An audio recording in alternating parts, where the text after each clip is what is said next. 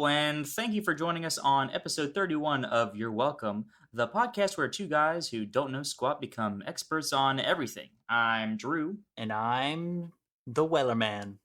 And how's the weather looking today, Mr. Weatherman? Not the Weatherman, I'm the Wellerman. The Wellaman? The Wellerman. What does that There mean? once was a ship put out to sea, Oh. and the name of the ship was Billy Okay. O.T. The winds blew And this harder, week- bowed it down, blow me, bully boys, blow. This week we'll be Come on, Drew. going along with the sea shanty fad that's going around beginning of this lovely 2021. Yep. We'll be teaching you about Cosplay. and noodling. Stay tuned if you're a little curious on what that is. Noodling. But first Cavoodling. off, let's give a congratulations to the married man. Oh, that's Woo! right. I'm married now. Woo! Hi. Okay, I'm a married man. good one. All right. Yeah. Woo! Whoa. Okay, well, there you go. Thank Hope you. it was worth Thank it. Always. I mean, what I've lived for. This is what I've strived for. I wanted to get married just so I can get congratulated on my own show. Yeah, well, this is the only time it's ever going to happen. So Oh. We gotta get divorced. And then remarry. I gotta get congratulated again. Great. Again, baby. Well, Zach, I guess instead of doing how was your week, let's say how was your honeymoon? How was my oh. Well, I'll tell you what, my honeymoon was pretty good. Yeah. Let's see, we went to San Antonio, did the river walked all around the shops, and all looked at the pretty lights, and went to the Alamo. You know, you can never forget it. Yep, never forget. Never forget. No, I mean that was about it. We just hung out at various places. We went antique shopping at a couple places, Oh. which was fun. Did you get anything? I did. Uh-huh. Yeah, I got this not so antique jewelry box, which is nice. It looks nice. It came from Shanghai, China, supposedly. But that's about it. Supposedly, yeah. Great. Yeah. I mean, other than that, it was fun. And speaking of this week, I had some great dinner. My wife made some really good chicken, some good lemon pepper chicken. It was delicious. Uh-huh. Yeah. So that's about it. Well, there you go.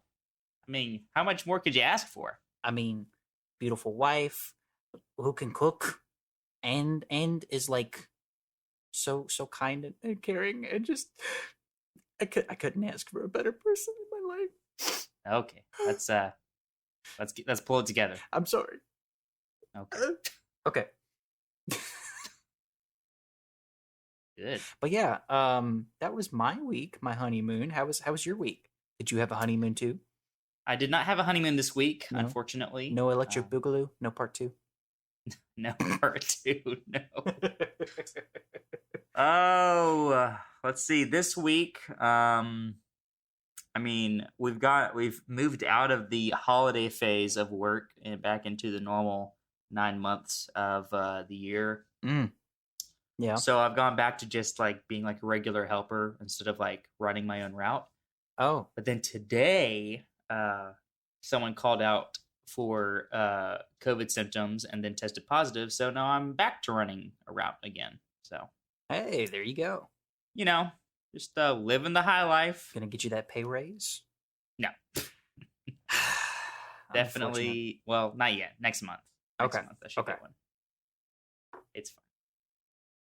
Get that money in. But yeah, no. And you know, as with a increase in responsibility of running a route, you know, I tend to you know, increase my amount of uniform that I'm wearing so that I look more official. One could say that maybe I'm putting on a costume of sorts. Oh. Well, I guess you could say that.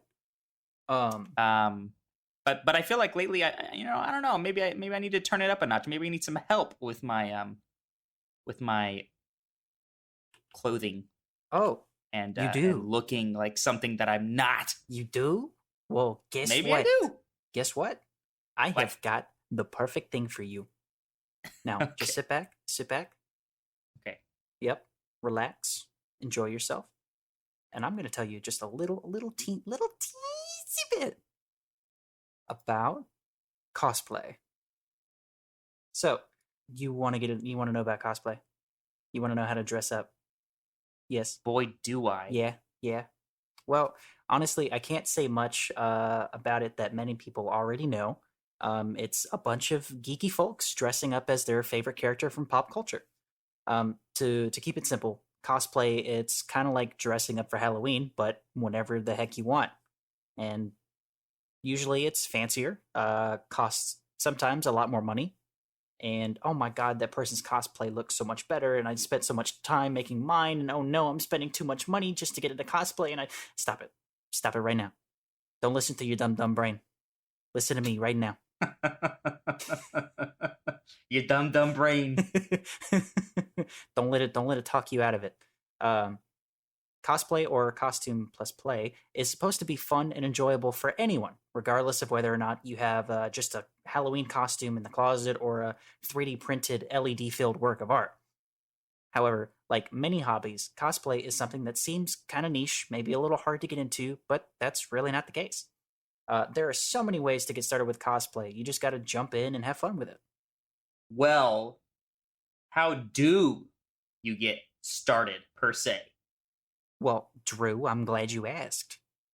So the first thing you really want to do is, or what you really need to decide is someone or something to cosplay as. It can be anyone, anything. Literally, just pick a character from something you like.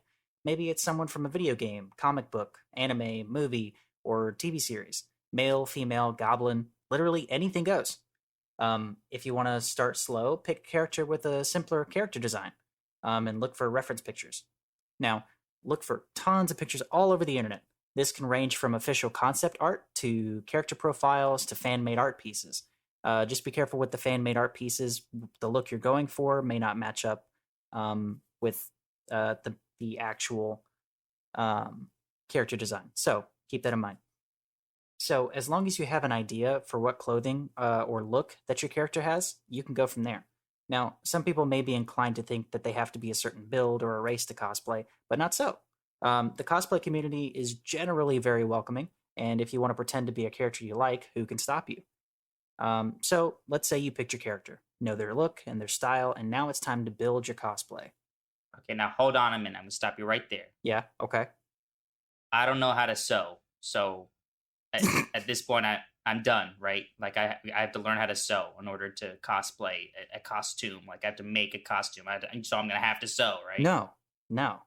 Oh, Like, it's fine. It's perfectly fine. You don't have to make your first cosplay all DIY. You don't have to know how to sew, how to wire LEDs, how to 3D print. It's perfectly fine. Don't worry about it. It can sometimes be cheaper to make your own clothing, but keep in mind that, like anything, that will take time and practice to make your own clothing. So, at this time, conventions are closed, right? Because of COVID and everything. But you have all the time in the world, sorta, to work on your sewing skills if you wanted to do that. But okay, you don't want to sew; it's too hard to get into. So there are other ways. You can purchase your costume online from various costume shops or cosplay shops, depending on your budget.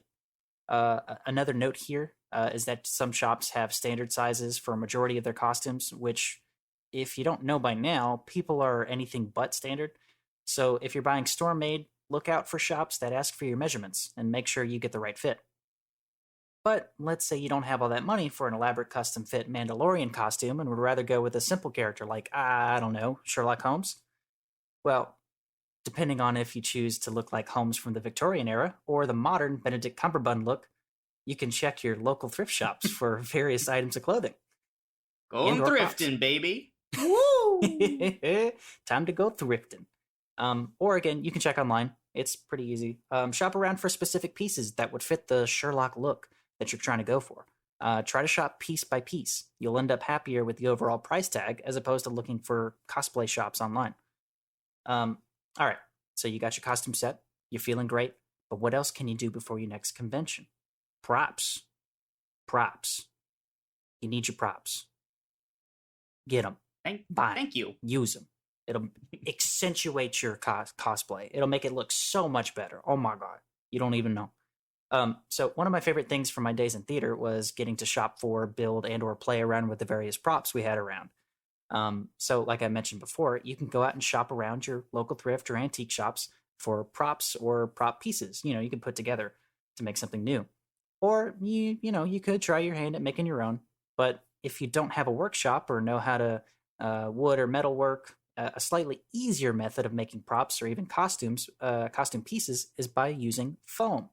It's versatile, very lightweight for those long days at a convention. I recommend looking up Kamui Cosplay on YouTube. They have tons and tons of videos on showing how to make their own costumes and props and etc. out of foam, including painting, working out finer details, shaving it anyway.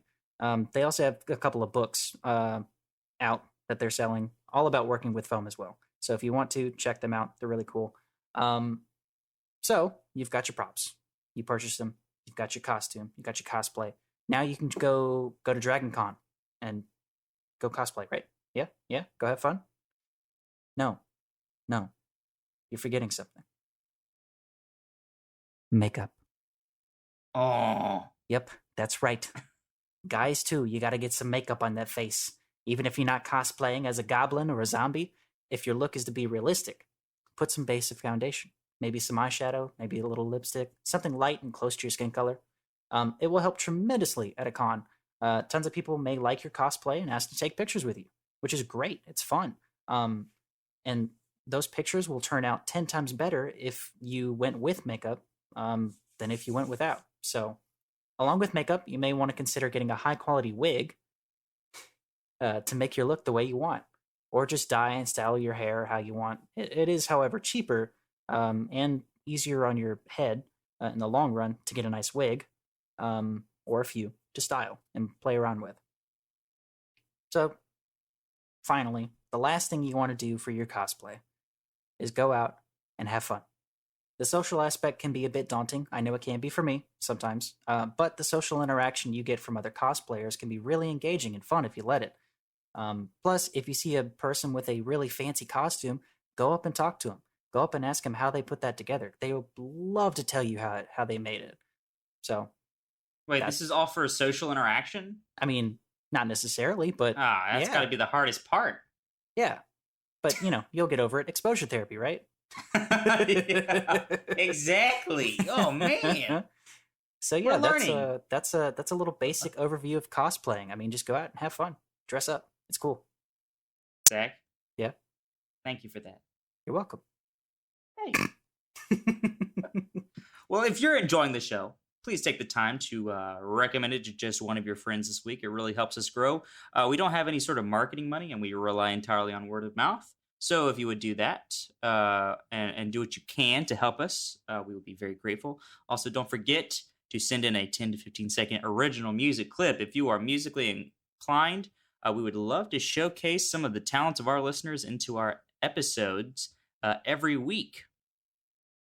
Please do. But that being said...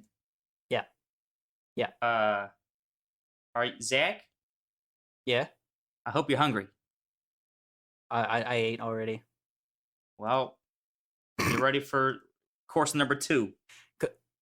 Course 2? You're about to get a nice, healthy helping of some knowledge that you probably don't really need. Okay? Oh, okay. I guess you know what? Knowledge. I'm hungry for knowledge. Give it to my brain. Give it to me. Okay. Well, in that case, I'm going to be lecturing this day at Harvard University over the subject of noodling. Noodling? Isn't that sex? Right. No, that's canoodling. Oh, my bad. Yeah. So, noodling. Well, hey, here's my jargon for you for this week. Noodling is the act of fishing, usually for catfish, with your arm and or hand as the bait. Oh. The idea is that you grab the fish instead of hooking it with a fishing line. Hmm. So Okay. you're going to need some equipment. Yeah. And the first thing that you're going to want to go out and buy is at least one buddy. So you need to bring a buddy with you. Make sure to go to the buddy supermarket and get you a buddy. Buddy Because this Mart. is a minimum of a 2-person job here, okay? Mm-hmm. Mm-hmm. You may want to go ahead and grab some goggles. Now, there are some people that go without goggles. Some people just go in literally blind and just fish based on feel. They don't even dunk their head under the water. Oh. But, if you're so inclined, grab you some goggles. And then you're going to need some sturdy gloves. Now, the gloves are needed because without them, the catfish's teeth tear your skin fairly easily. Okay. Now, it's not going to shred you to pieces, but you're going to get some nicks. They're going to draw blood. Yeah. So, yeah. And catfish are like sucky, right? Yeah, but I mean, really, the biggest threat is the teeth. I mean, it's like sandpaper, essentially. Gotcha. Okay. Okay. So let's say I got my goggles. I got my gloves. I got all my equipment, and I got my buddy, or should I say, my canoodling buddy. Okay. Okay. No, but you've got your stuff. What do you do next? What's the deal? Yeah. So first thing is first, finding the fish. You gotta know where the fish is before you can catch it. So it's usually best to go looking in areas where there are shallow rapids. Oh. Catfish are fish of prey and like to hide under structures in rapid waters so they can leap out and attack their prey as they swim by. So look for any submerged logs, rocks, or deep holes and or tunnels. And you can also find them in holes closer to the banks of a river as well. So once you have your fishing ground established, start looking for a fish that can easily be trapped. Now, this is usually easiest around a cluster of rocks. So scout a particular cluster that is known to have a fish inside and make sure you know of all of the holes all the way around the cluster of rocks. If you just go blindly grabbing into one of the holes, the fish will just escape out of the back entrance. So what you're going to have to do is have your buddy block off the other holes with his legs so that there's only one entrance and exit. After that it's pretty straightforward. Submerge yourself and start feeling around for the fish. And so the fish isn't going to be stupid enough to think that your hand is prey. It's not just going to like bite and grab on and let you pull it out. Okay. It knows it's being attacked and will thus bite at your hand to try and get you to back off. At this point, you should thank your gloves for keeping you protected. Thank you, gloves. Thank you. But you're also going to take the opportunity of the fish's mouth being open to grab at its bottom lip. The bottom lip is the easiest to grab because it's the larger of the two lips. So now the biting that this fish is doing is very quick. So you have to get the timing just right to where you jab your fingers in and around his lip right when he opens his mouth. Okay. So I'm reaching in. I got my buddy blocking off all the exits. Right. I got the timing. I grabbed his lip. I got him. I'm holding on to him. What am I doing? He's shaking. He's trying to swim away. What do I do? What do I do? Now what? Well, don't lose him. Oh, I'm hold on. Yeah, don't lose him. So there's a lot of factors that come into play at this point. And one of the biggest factors when it comes to losing a fish is its strength. Especially underwater, catfish are very, very strong. They tend to want to do a death roll as well, much like an alligator. Really? To try and loosen your grip on its lip. And if you've never seen a noodling video, those catfish can get as big as 100 pounds. Like, they're huge. Yeah. In fact, the largest catfish on record weighed in at 660 pounds. So that being said, they are very strong. So be prepared for that. Yeah. The best way to counter that strength is to get your other hand involved. 2 hands is better than 1 in this situation. So once one hand is gripped onto the bottom lip, slip your other thumb into one of the corners of the fish's mouth, then slide the original thumb into the opposite corner. So you're like trying to make the fish smile, essentially. This is definitely the best grip for holding onto your fish. and for keeping it from doing its little death roll. So now all you have to do is get to the surface. However, before you attempt to surface, you need to make sure that you're going to have enough oxygen to fight the fish's strength as you swim up. If you lose your grip mid-surface, that fish is gone. He's not going to swim back into the hole. He was trapped, right? So he's bolting. So if by the time you get to where you're cornering his lips with your thumb, if you feel almost out of breath, just shove him back into the hole, surface for more air, and then go back down and try again. Just repeat that process of grabbing his lip until you grab him early on in your breath. When you feel confident, and when you got him cornered with your thumbs, and you feel like you got enough air to make it back up to the surface while you're, strangling him, basically. Yeah, got him. Once you feel like you got enough air, then you surface. So the last thing you want to do is do all this prep work and all this grabbing him and all this crap, and then you lose your grip mid swim up. Yeah. So take your time. Okay. As soon as you surface, the best way to make your fish docile is and you still have your thumbs in the corners of his mouth, and it's like you're looking at the fish like head on, like nose to nose. Okay. All you have to do is, while you're still holding the fish, just cross your arms into an X so that you flip the fish upside down, and then and essentially so that like you see like his belly on this, like in the air, like his belly has surfaced, but like his head is still underwater. Yeah. And the catfish will become super docile at that point. That, or you could just have your buddy waiting up at the surface with a net. Easy peasy. So I got my catfish. I got him turned over. He's got a fat little belly. That fat little belly means I can eat him, right? I can eat him now, like right now, right in the water. Well, tear into him. Well, no. I mean, under normal circumstances, you would want to cook a fish. Well, most of the time. I just won't eat it. Unless you're trying to, do sushi. Catfish sushi sounds good to me. Okay. However, this is really just something that's done for fun, noodling. Oh. Most of the time, catfish that weigh over 10 pounds don't taste very good. They are often described as literally tasting like the lake water that they came out of. Ew. So if you want to fish for food, stick to the rod and reel. Otherwise, once you're done noodling, release that bad boy back to Mother Nature. Well, and then catch the next one. Oh. Well, I'm going back in, boys. All right, you're welcome. Thank you for that, Drew.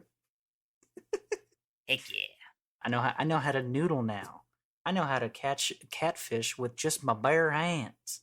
Oh, baby. I'm going to do it. Tell you what. Well, I mean, I'm not mad about it, but this was kind of a shorter episode. Yeah. It was fun. I'm okay with it. Yeah. I mean, we got a little bit to talk about. I mean, because both topics had just a little bit of information. We didn't go like all throughout the history of noodling or the history of cosplay. So is there a history to noodling? I don't know. I doubt it. Probably not. It's all oral, Noodling really just kind of I feel like noodling started like basically like in 2005. Like, I mean, obviously if there was something to be found, I would have found it, but no, there's not really a history to noodling. It's got to be earlier than that, you'd think. People have been bored for years. Figure catching a bored fish enough with to your like hands. let a catfish bite on their arm? Probably. I mean, have you seen swamp people? Oh my god. Toot 'em, buddy. Toot 'em. Oh, it's great. Well, I guess at this point we should go over what we're covering next show. However, Zach and I won't be covering anything. Zach, you want to let our listeners know what we're going to be doing next episode?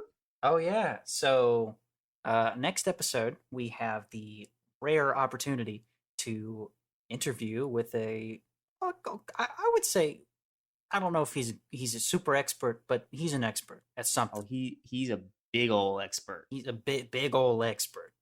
I don't know what Mhm. that means yet, but one of Drew's coworkers and friends is gonna join us on the podcast. Yeah, he was only a temp for the holidays, but in that Oh short amount yeah. of time, I got to know him very well, and within the first day of meeting him, um, learned quite a lot about his expertise, and so I thought it'd be a whole lot of fun to bring him on and talk about something that he's definitely an expert in, but that many people would most definitely disagree with him on. So, if you're curious as to how that could possibly be, you're just gonna have to wait till we get him in here and interview him for next show. So, Yeah. You're just gonna have to be patient. I can't say it out loud again. Sean will have to cut it out. So, yeah. yeah, Got some cool. cool loot. No, yeah, it's gonna be great. But yeah, so I want Zach Rooney. Mm-hmm. Mm-hmm. I want to give one last you're welcome. No. You can't. I want to give a second to last you're welcome. Are you ready? Okay, yeah, yeah. You're welcome. Okay, Oh. now I want to give a one last you're welcome. But first, Zach, would you mind telling our listeners how they can get in contact with us? Sure. Oh my god. Oh yeah.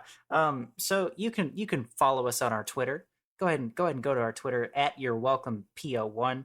It seems like a I don't know, like a PO box. Just follow the Twitter. Follow it, please. You can tweet at us. You can mention us in a tweet. You can quote tweet. You can retweet with us. Tag us in a picture you like. I don't know. Just instant message us. Perfectly fine. If you have any questions about I can't say what for next show, but if you have any general questions, or if you want to tell us how your week was, we'd love to hear about it. If you want to share us a link to a good song you like, I don't know, something, tweet at us. Do it. You can also check out our Facebook group. We have one of those. Go talk about the show with friends, other listeners of the show. Do it. It's fun. It's you're welcome. The Facebook group.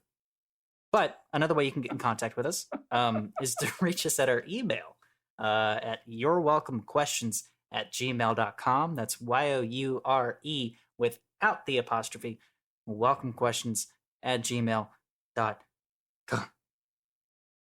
That was probably the best take of that you've ever done. Ever. Yeah, I would say so. No pauses, no ifs, ands, ums, or buts. Mm. No, there were. I'm sorry. I'll do better. Zach, thank you for joining me. Yeah. Thank you for being here. Thank you for joining me. Drew. I enjoyed it.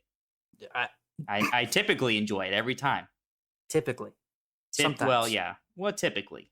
It's typical. Good to know.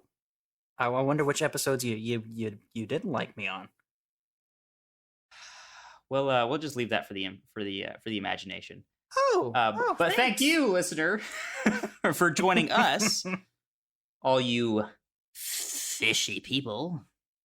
I'm Drew, and I'm Zach, and we'll see you next time on You're welcome.